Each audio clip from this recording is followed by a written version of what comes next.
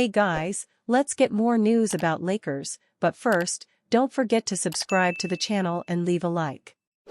Former Luka Doncic teammates shut down poor work ethic narrative about Lakers star. Luka Doncic is still living in the aftermath of the Dallas Mavericks' decision to trade him to the Los Angeles Lakers in the middle of the season. While a move like that was considered unthinkable for many, the Mavericks committed to it because of concerns around Luka's long-term health. A lot of these concerns were born on Doncic's habits, such as his affinity for smoking hookah and drinking beer. This was attacked as a work ethic issue, something former teammates Seth Curry and Josh Green have taken objection to in an interview with the Sporting News. "From my vantage point, you knew what you were going to get from Luka," Curry said. "Practice, games, when the ball went up, you knew he was going to show up and be ready to play when he was healthy. I didn't see any issues, really. He's a great competitor. When practice came around and the ball went up and guys were ready to compete, he played as hard as anybody. One of the best competitors I've ever played with. At the end of the day, he's played World Cups, he's played Olympics, back-to-back-to-back years. You have to be in pretty good shape to be able to play that," said Green. "I think for someone to be 24 years old and be able to take a team to the finals, it's impressive. The last 2 years, he took a big leap being a leader. The guys really followed that." Curry played 2 seasons alongside Doncic across 2 different stints, while Green spent the first 4 years of his career alongside Doncic on the Mavericks. They're both on the Charlotte Hornets now, but wanted to stick up for their former teammate who's been villainized as lazy and fat. People have criticized Doncic's work ethic for years, so it's unsurprising to see these narratives come to the forefront now that the Mavericks had to justify trading him away. Even the Lakers are hoping Doncic fine-tunes his training and conditioning by learning from LeBron, so it's also unfair to say there were no warning signs. "I just don't think it's believable to say that a player who averaged September 9th, 33 last season and led a team to the finals had a very bad work ethic or was extremely out of shape. If he did that while out of shape, just imagine what he can do on the Lakers now that he has all the motivation necessary to be in the best of shape." Another departure from the Mavericks over the winter was Quentin Grimes, whose agent reportedly requested a trade hours after the Mavericks moved on from Doncic. Grimes is a restricted free agent and didn't trust staying on the Mavericks through the offseason and got quickly moved to the Philadelphia 76ers, where he's currently thriving. Grimes also was asked about Doncic's work ethic and 8 issues, boisterously supporting Luka. "It's just a narrative around him. Once a narrative gets thrown out there, everybody just runs with it. Whatever they're saying, if he's 270 pounds, and he gets to the finals, let him be 270 then. It's crazy." Grimes averaged 10.2 points, 3.8 rebounds, and 2.1 assists on the Mavericks this season before being traded. He's averaged 19.3 points, 5.2 rebounds, and 3.7 assists in 15 games on the 76ers since, potentially being yet another bad move Mavs fans can hold over Nico Harrison's head. They killed the city. Cowboys Lamb blasts Luka killer trade to Lakers. The damage done to the Dallas Mavericks franchise by the infamously lopsided trade engineered by ownership and the front office that sent young icon Luka Doncic to the long-hated and long-envied Los Angeles Lakers? It continues to stun that the Mavs bosses Patrick Dumont and Nico Harrison continue to try to spin the narrative by whispering nasty things about the all-world player and sell short the aftershock destruction reverberating well outside of Dallas basketball. How do we mean?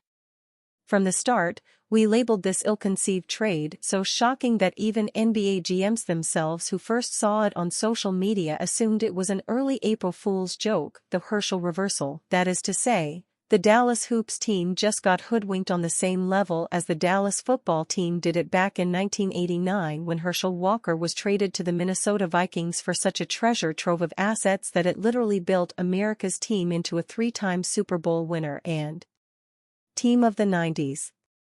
But the failed deal is about more than X's and O's. It's about emotion, and that's made clear by Luka's fellow local superstar CeeDee Lamb of the Cowboys. In a recent video with popular streamer Oneal, Lamb was asked to comment on the Doncic trade and what it means to the city of Dallas. "They killed the city with that one," Lamb answered solemnly. How astute of Lamb, who in a 4-word video going viral obituary, "They killed the city," makes it clear he's got the pulse on DFW emotion and passion and soul in a way the Mavs suits do not. The Cowboys receiver added that like the rest of the sports world, he assumed that when he first saw the post on Twitter breaking the news, he assumed it was fake. For the record, the Mavs received a fine but injury-prone player in Anthony Davis and one first-round pick, when the track record going rate for such a blockbuster deal should have netted Dallas 4 or 5 premium picks. And that's if any trade at all that allows the rightful heir to Dirk Nowitzki to partner up with the enemies in their regal purple and gold led by King James, LeBron. Harrison and Dumont keep saying things like "time will tell," which means they're still not thinking or seeing or hearing right. Time doesn't need to tell. Smart fans who truly care about the Dallas sports scene, like CeeDee Lamb, just told. Shaq says LeBron is trying to set records that will never be broken. "I know what he's doing." Los Angeles Lakers star LeBron James set another NBA record recently. In the team's March 4 blowout victory over the New Orleans Pelicans, James became the first player to eclipse 50,000 combined points in the regular season and playoffs.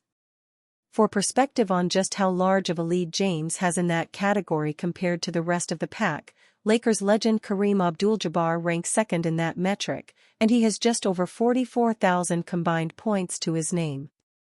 Another Lakers great, Shaquille O'Neal, thinks that James is out to set records that will stand the test of time and not be broken. "I know what he's doing," O'Neal said of James. "He's trying to make records that will never be broken again, cause just think about it, the Kareem, he did that when I was in college, and I played 19 years, and then I'm out the game 15 years after that, and it finally got broken I think last year or the year before last. So, if he gets to 46,000 points, it'll never be broken again." O'Neal is referencing the regular season scoring record. James passed Abdul-Jabbar to become the NBA's all-time leading scorer in that category back in early 2023 in a bout against the Oklahoma City Thunder. He broke the record in the third quarter of the game with a fadeaway jumper. After James surpassed Abdul-Jabbar, some of the brightest stars in the NBA today took to social media to congratulate the forward. Among those who congratulated James were Golden State Warriors guard Stephen Curry, Cleveland Cavaliers guard Donovan Mitchell and Boston Celtics wing Jaylen Brown. James is currently just shy of 42,000 career regular season points. He may have his longevity to credit for being the league's all-time scorer as much as anything. The 40-year-old is still playing at an incredibly high level in his 22nd season in the league. He and former Toronto Raptors star Vince Carter are tied for playing the most seasons of any one player in the history of the league. The Ohio native is a gifted scorer but has far from the highest regular season scoring average ever. James ranks 7th on that list and is behind active players Luka Doncic, Joel Embiid and Kevin Durant. James hasn't been able to add to his scoring record of late thanks to a groin injury he suffered against the Celtics on March 8. He sat out Los Angeles' game against the Brooklyn Nets on March 10 and is expected to remain sidelined for a little longer. With any luck, he'll be back soon. And you fan? What do you think about Shaquille O'Neal's situation? Write to us in the comments.